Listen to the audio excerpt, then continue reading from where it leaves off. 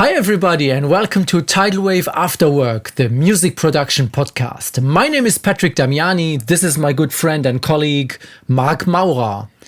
We have around 40 years of combined professional experience and we wanted to share our experience with you. Yeah, and for those of you who are new to the channel, it's a very simple principle. You send in your questions on all the platforms that you know on the internet, Facebook, Instagram, what have you, on the homepage of the studios or whatever. And we answer them and cover them in these episodes and chat about them and try to find something helpful there for you guys. Okay, so questions. We have questions. Which is the first question? The first question is from Sven Reissig. Hello, Sven. Hi, Sven. Sven. Sven? Sven is asking, is it important to be a musician in order to be a great sound engineer? And how does your musicianship help you personally in your work as an engineer? So is it important to be a musician in order to be a great sound engineer? Is it? Maybe not technically, but I would say I wouldn't want to not be a musician. Yes. Was that correct? I would not want to be not a musician. Not. So yes, I think it is important. Yes.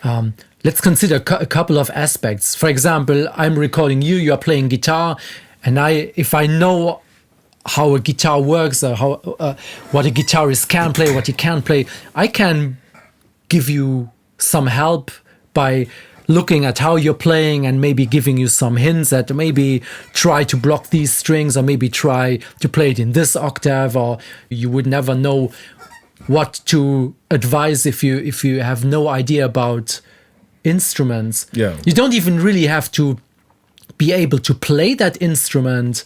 If you are a musician, you have a general notion about what it is to be a musician. And then I can't play violin, but I know how it's tuned and I know how stringed instruments are played and can give some advice about it. Yeah, that makes total sense. Yeah. I mean, and that goes for probably any instrument. Yeah. If you have some sort of knowledge about just the mechanics of the instrument. Percussion instrument in general, then you know hitting hard brings this, hitting soft brings this, and balance and technique and stuff. So you can just give good advice. That's a good point, yeah. Yeah. I would say another thing is also the more like psychological aspect. So a lot of musicians, I mean, including myself or maybe you as well, I don't know, when we are recording, we are very sometimes sensitive persons, and when we have to get into a recording situation and we have to maybe sing, it can be a little bit like the red button syndrome. Yeah, you get nervous and all that kind of stuff. So I think it also helps to be a musician just in that sense, to be able to empathize. Is that a word? To feel empathy towards let's put it that way. Yeah, but just knowing the other side of it, not just being this like tech geek guy on all the knobs and buttons, but also knowing just how terrifying it can be to stand in front of a microphone with like 10 people looking at you through a window and be like, okay, let's go, let's sing the best take ever, and you're like, oh my god. So you can just like guide somebody in a more psychological sense, not necessarily being like pointing out the technical stuff, which was your point, but also just like knowing how it is to be a sensitive person in a recording situation and guide the person through that process. I think that also can only happen if you are a musician yourself and you have been in that situation. Yeah. Maybe another little thing is that if you are a musician yourself and you've recorded yourself 1,000 times, that you can give some valuable extra input, like asking the drummer to play some ghost notes in this one part because it will enhance the groove, or maybe everything is great, but let's play this little extra guitar because you know that if you play it in that way, it will just add a little bit of sheen to a part or something like this.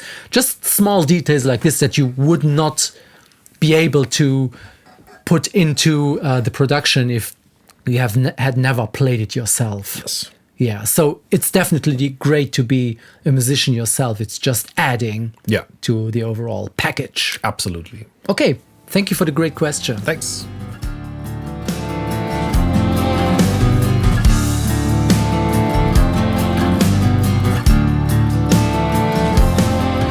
We're back. Hello. And we have another question from Moritz Bächle. Moritz. Hey. Moritz wants to know, when should I record in mono and when in stereo?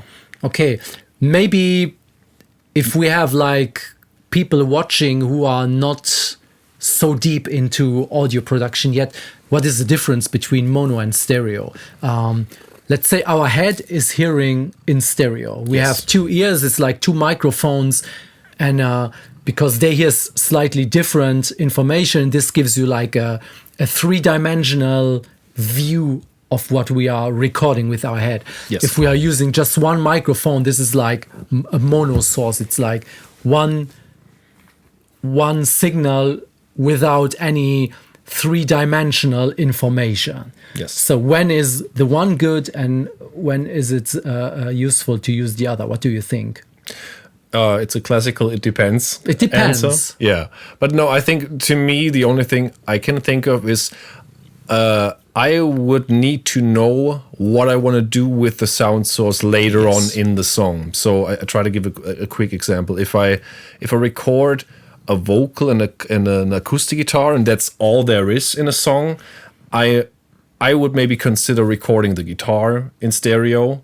And to make it a little bit larger. Yeah, make it larger, because otherwise you would just have 2 mono signals, and then you will have to artificially, if you wanted to be wide. Yes. And you don't get width out of one microphone, because one microphone is like one source right wherever you put it in the mix. Yes. But you don't get any width with it. Yeah. Let's see, like this.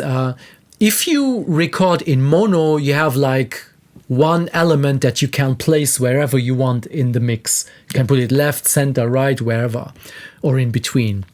If you record in stereo, let's say you have like 2 microphones and it's like you're listening in your head, you will have to think about where you want to hear the element you're recording in the mix later. Yeah. Because you're recording this stage. If I want, for example, I love to record shakers in stereo. Mm-hmm. So I put a pair of microphones on my artificial recording head, and I place the musician where I want to hear him later in the mix. And he's sitting naturally, let's say, on the far left in the room, and it will sit there naturally. Yep. If I record it in mono, I can pan it there and put some reverb on it and put it there. But let's say I record a guitar in stereo and I don't know yet where to place it later, and I record it just like in the center, and then I later decide I want to put it to the left, then I will have to collapse this stereo image, and then you get in trouble with phase issues, and it's going to be like a collapsed image. Like a folded image that you somehow stuff on one side, and that doesn't sound nice. Yeah. So I would generally tend, if you are not sure where to pan it, maybe record in mono, because you have more freedom to place it. If you really know either you want it wide or you know that something is going to happen in the far left, for example, you place the microphones that the source is already there, and you can leave left and right where it is, and it will sit there naturally. Yeah. So this maybe sums it up. It depends on the source, and it depends where you want to place it in the mix later. Yes. Yeah. I hope that helps. Thanks for the question. Thank you. Let's continue. Let's go on. We have another question, and it's from Björn Albrecht. Björn. Hi. Björn wants to know, can you explain reflections, absorption, and diffusion and how it affects a recording? I think Björn is talking about room acoustics, like acoustic treatment in a room. Yeah. So we have reflections, which means like a bare wall, which is reflecting like a mirror. Yeah.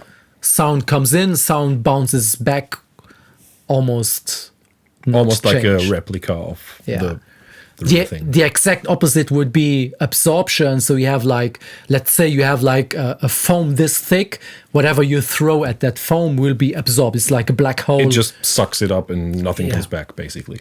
Then the in-between thing is like, if we take the analogy with the mirror, diffusion is like I want to compare it like a disco ball with all those tiny mirrors. Like a shattered mirror in a way. Yeah. So if you have like a diffuser in the studio, sound hits the diffuser and is scattered in different directions, and due to the different depths of those parts of the diffuser, it's also delayed in time. So it's not hitting you back like a bare wall, but it's coming back like Yes. in pieces, basically. in pieces, like light that hits a disco ball is gets split up into many little parts. I think this might be a good question to also give some practical example. Oh, yes. I think we will set up something. I have an experiment in mind that will show everything I just said, so you can hear for yourself. Just give us a second. Okay, we are going to make a little experiment where we record some claps that are bouncing off a reflective, a diffusing, and an absorbing wall. And then we are going to listen at it and look at it and see what the differences are. So we take a microphone, which is pointed in this direction. Then we are going to clap in front of the microphone. The clap is going to hit the microphone first, then hitting the wall and bouncing back into the microphone, where both signals add up.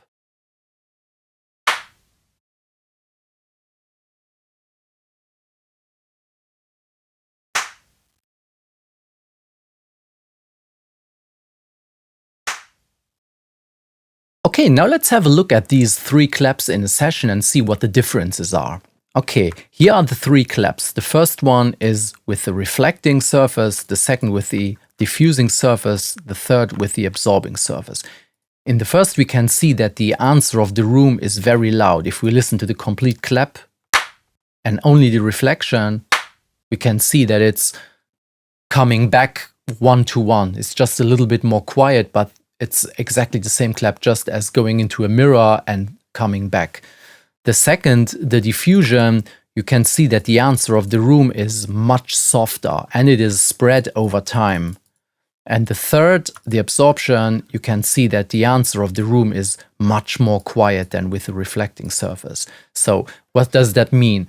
A room with a lot of reflective surface, like let's say an extreme example, a church, is very reverberant, very lively sound. If you have a lot of diffusion, for example, a living room where you have a lot of bookshelves and stuff like this, where all the naked walls are broken a little bit, you have a much more controlled acoustic, but it's still pretty lively. And then if you have a room, for example, where you put foam on all the walls and carpet and everything, then it's going to be very, very dead and a little bit claustrophobic sounding. Now let's have a final look at what reflections can do to your sound if you don't pay attention. I'm going to make a little experiment with Marc where he's going to talk into a microphone and I will be adding a reflective surface below, and you will have direct signal and the reflecting signal coming together in the microphone and adding up in a funky way. Just listen to this. So here's a little experiment to show you what reflections do to a sound source. In this case, my voice. So as I'm talking and Patrick comes in with this wooden surface, you will actually hear my direct voice and the reflection of the surface, which gives you really weird sounding phase issues. Okay, I hope this cleared up the differences between these 3 kind of treatments on walls. Okay, let's dive into the last question. Yes, the last question for the day is from Ralf Schmitt. Ralf. Hi. Hey, Ralf. Ralf wants to know, can you recommend useful tools that are not regular plugins or recording gear that are of help for your work? Yes. Yeah, screwdrivers. Sure. An oil can for squeaky. Yeah. Drum pedals. Yeah. What would you say? I have something very, very simple. Just an alarm clock or a timer is a great tool, which is not like a traditional like plugin or something, but it can be an exhausting job, and you want to take breaks, and you need to take care of your hearing, and you forget to take breaks. And you forget to take breaks. I know you also do this, yes.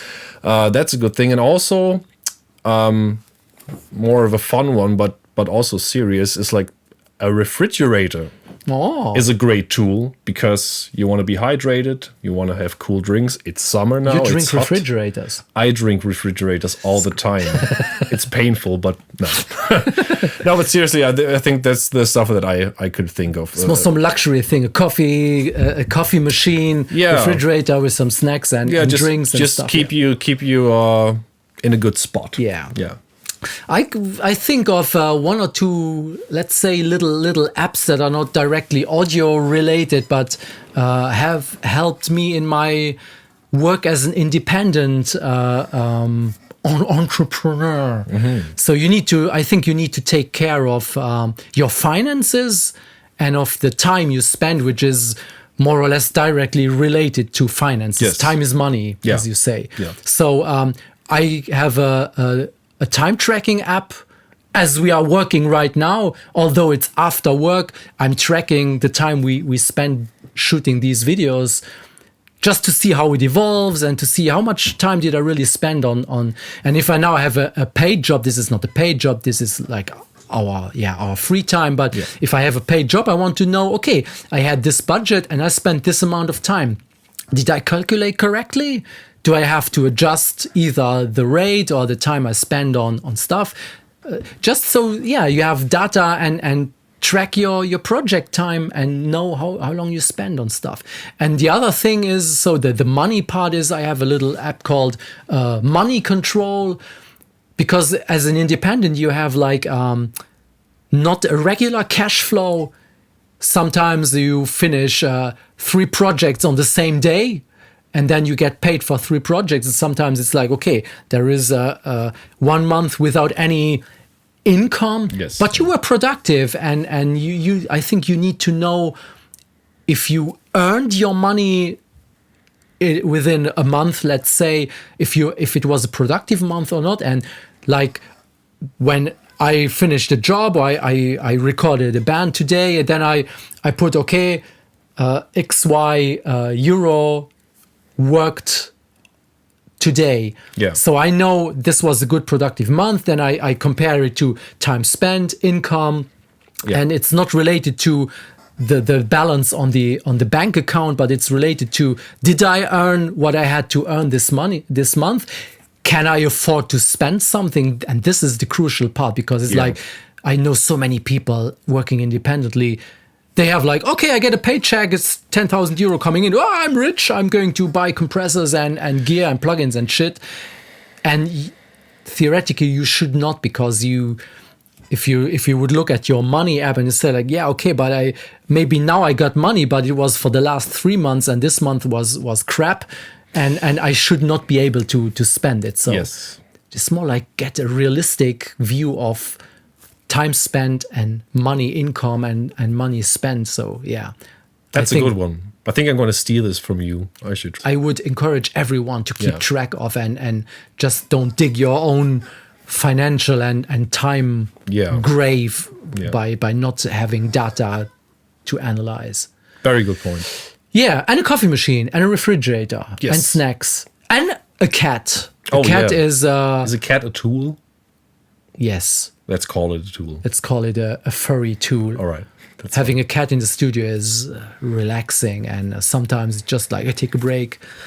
Yeah. Just good for the nerves. Say hello to Miezefiez, and I'm chill again. Cool. I think let's close with furry tools. Cats. The internet loves cats. So that's a good thing. All right. Okay. Thanks to everyone for your questions. Send in more questions, subscribe to the channel, like, comment, all the usual things, and hopefully see you next time. Bye-bye. Bye.